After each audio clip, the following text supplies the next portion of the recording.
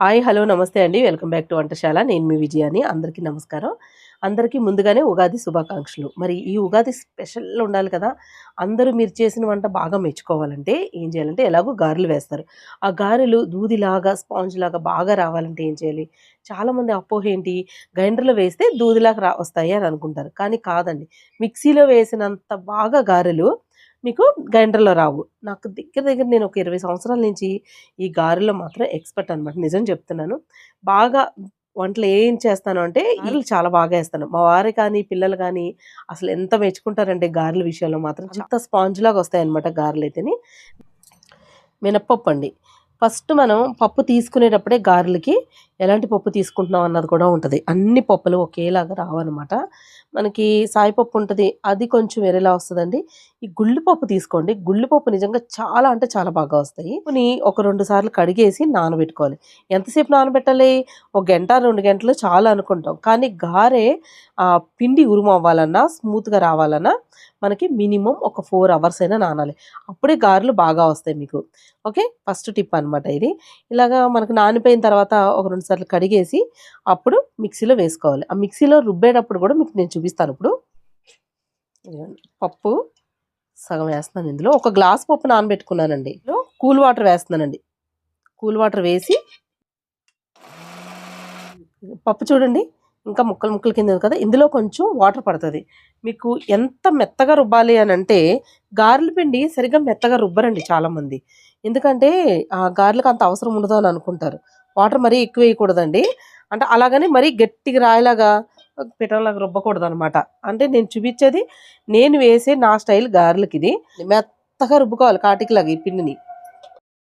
ఇగోండి పిండి సగానికి కొంచెం ఎక్కువ నలిగిపోయిన తర్వాత ఇందులో ఉప్పు యాడ్ చేసుకోవాలి. ఎందుకంటే తర్వాత మళ్ళీ మనకి ఉప్పేసామనుకోండి పలచనయిపోద్ది పిండి. ఇలా వేసుకున్నాక ఇందులో పచ్చిమిరపకాయలు, కారానికి మీరు ముక్కలు వేసుకుంటే విడిగా ముక్కలు వేసుకోండి. నేను ఇందులోనే వేసి మిక్సీ చేసేస్తాననమాట. ఎన్నేసాను? ఒక 5 పచ్చిమిరపకాయలు వేసానండి. అంటే మిగతా ఇంకా కొంచెం పప్పు ఉంది కదా! అది కూడా రుబ్బేసుకుంటాను. అందులో ఇంక ఉప్పది ఏమి యాడ్ చేయను. చూడండి ఎంత మెత్తగా రుబ్బుకున్నామో ఇలాగా. మరీ ఇడ్లీ పిండి అంత జారుగా కాకుండా మనకి రుబ్బడానికి అవ్వకపోతే మాత్రం వాటర్ పోసుకోవాలన్నమాట నలిగేలాగా. మిక్సీ తిరగదు కదా! అందుకు. అయ్య బాబోయ్! గట్టిగా రుబ్బాలని ఏమి ఉండదు. ఇలా చూసారా? ఇంత జారుగా ఉంది. అయ్య బాబోయ్! గారెలు ఎలాగొత్తాయి నూనె పీల్చేవంటే అస్సలు పీల్చవండి నూనె. కానీ ఎలా వెయ్యాలో ఏమేం కలపాలో ఇందులో చూపిస్తాను. మిగతా కొంచెం పప్పు ఉంది కదా! అది కూడా వేసేసుకుని మిక్సీలో మీకు నేను చూపిస్తాను. ఇగోండి ఈ పిండి ఉంది కదండీ! ఇందులో ఇప్పుడు ఇలాగే డైరెక్ట్‌గా మీరు వేయడానికి ఉండదనమాట. ఏం చేయాలంటే దీన్ని వాటర్‌లో తడి చేసుకుంటూ మధ్య మధ్యలో ఎక్కువ తడి చేసుకోకుండా పలచగా అయిపోద్ది మరి పిండి. ఇగో ఇలా దీన్ని ఇలా బీట్ చేసుకోవాలి పిండిని. ఇలా 2 నిమిషాలు బీట్ చేసుకొని అప్పుడు ఇందులో ఏమేమి కలపాలో చూపిస్తాను నేను మీకు. ఇలా చూసారా? ఆ బీట్ చేసినప్పుడు ఇలా హోల్స్ కింద అలా పడాలనమాట. అంటే గ్యాస్ ఫార్మ్ అవుద్ది అందులో. మీకు గాలి ఎళ్ళకపోతే మీకు గారెలు ఏమవుతాయో చెప్తాను చూడండి. ఎంత బాగా బీట్ చేసుకుంటే అంత బాగా వస్తాయండి గారెలు. అలాగే ఒకవేళ బీట్ చేయకుండా వేసామనుకోండి, టపాకాయలు టప్ టప్ అని పేలుతాయి చూడండి. అలా గారెలు పేలిపోతాయి. అంటే వాటికి ఆక్సిజన్ ఎళ్ళదనమాట. లోపలికి గాలి ఎళ్ళదు గారెకి. అది బిగిసిపోయినట్టు అయిపోద్ది. ఇందులో సోడా గానీ ఏమీ వెయ్యం. అందుకు అవి గాలి దాంట్లోకి లోపల వెళ్ళక విరుక్కున్నట్టు అయిపోయి అవి ఇలా బుడగలాగా పైకి ఇలా వస్తా ఉంటాయన్నమాట. వచ్చి టప్పని పేలుతాయి. మొత్తం మన మొహం, గిహం అంతా ఎగిరిపోద్ది దగ్గరున్న మూకుడు దగ్గర ఉన్నామంటేని. అందుకే దీన్ని ఇలా బీట్ చేసుకున్నాం అనుకోండి మీకసలు ఏమవ్వదు. కొంచెం ఎక్కువ సేపు చేసుకోండి. అంటే ఒక 5 నిమిషాలైనా చేసుకోండి అప్పుడు బాగాను. ఇలాగా ఒక 2 నిమిషాలు ఫస్ట్ ఇలా చేసేసుకున్నాక ఇందులో ఏమేమి వేయాలో చూపిస్తాను. మీకు మంచి టిప్స్ అండి. చాలా బావుంటాయి గారెలప్పుడు. మీరు ఒకసారి వేసాక మీ ఇంట్లో వాళ్ళందరూ అసలు ఎలా ఏసావమ్మా ఈ గారెలు అంటారు. ఎంత పెద్దవాళ్ళైనా కూడాను. ఎంత బాగా తిరిగినోళ్ళు కూడా అసలు చాలా బాగా ఏసావు గారెలు నాకన్నా బాగా ఏసావు అనేవాళ్ళు ఉంటారు చూడండి. జీలకర్ర ఒక స్పూన్ వేస్తున్నానండి. ఇది మైదా పిండండి. మైదా పిండి ఒక 2 స్పూన్లు. మైదా పిండి హెల్త్‌కి మంచిది కాదు కదా! వాడకూడదనంటే బయట మనం వడలు తినే బదులు ఇది చాలా బెస్ట్ అండి. 2 స్పూన్లే వేస్తున్నాను. అంతకన్నా ఎక్కువ ఎయ్యట్లేదు. ఒకవేళ మీకు వద్దు అనుకుంటే గోధుమ పిండి వేసుకోండి. కానీ గోధుమ పిండికి మైదా పిండి వేసిన దానికి చాలా తేడా ఉంటదనమాట. మీరు కొద్దిగా సన్నగా కట్ చేసుకున్న కొత్తిమీర కూడా వేసేసుకొని దీన్ని ఇప్పుడు బాగా మళ్ళీ బీట్ చేసుకోవాలి. ఇలా కలుపుకోవాలనమాట. ఇది ఇందాక 2 నిమిషాలు బీట్ చేసుకున్నాం కదా! ఇప్పుడు ఒక 3 నిమిషాలు. అప్పుడు మీకు గారెలు చాలా బాగా వస్తాయి. 3 నిమిషాలు ఇలా బాగా బీట్ చేసుకోండి. ఉప్పు అది సరిపోయిందో లేదో ఒకసారి చూసుకోండి. కొద్దిగా వేళ్ళు ఇలాగా గడుపుగా చేసుకుని అప్పుడు చేసుకుని పిండి అంతా బీట్ అవుద్ది తొందరగా. రెడీ అయిపోయింది పిండి అయితేని బీట్ చేసేసుకున్నాక చక్కగా పొయ్యి మీద మూకుడు పెట్టానండి, ఆయిల్ పెట్టాను, కాగుతుంది. అయితే కొంచెం మజ్జిగ, పల్చటి మజ్జిగ అనమాట. కొద్దిగా మనం చెయ్య తడి చేసుకున్నామంటే గారె వేసేటప్పుడు మనకి రంగు వస్తుంది. ఇందులో ఇంకా మీకు స్పాంజ్‌లాగా మెత్తగా కాకుండా పైన క్రిస్పీగా అది కానీ కావాలి అనుకుంటే ఎక్కువగా అప్పుడు బొంబాయి రవ్వ కావాలంటే యాడ్ చేసుకోవచ్చండి. నేనైతే ఇందులో ఏమీ యాడ్ చేయట్లేదు. సింపుల్‌గా మీకు వేసి చూపిస్తున్నాను.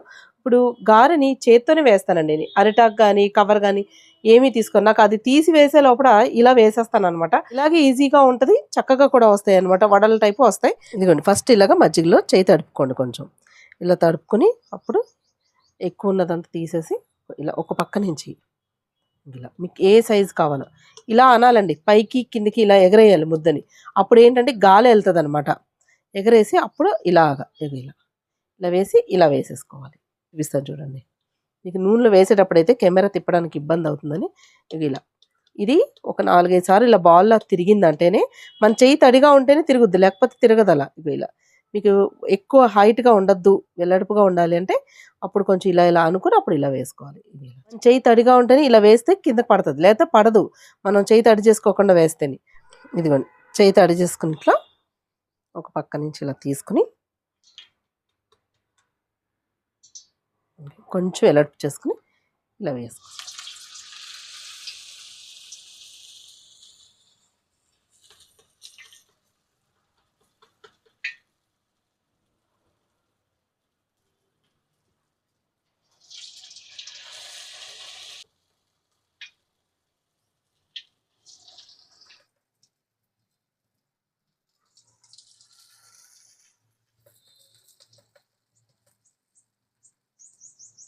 వేసినవి ఒకసారి ఇలాగా తిరిగేసుకోండి.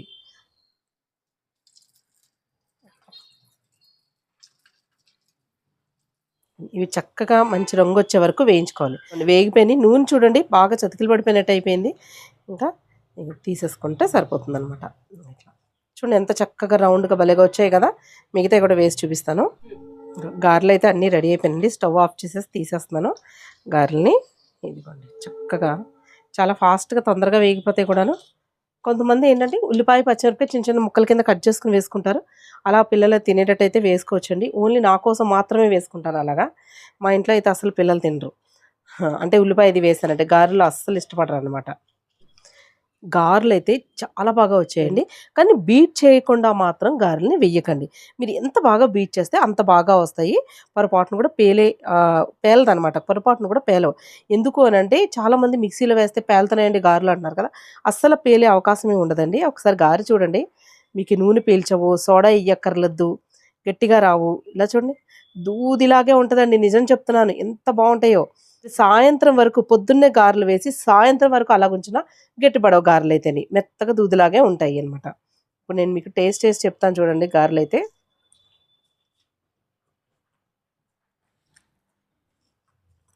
పని లేదు, మింగేయచ్చు అన్నట్టుగా ఉందండి గారె అయితేని.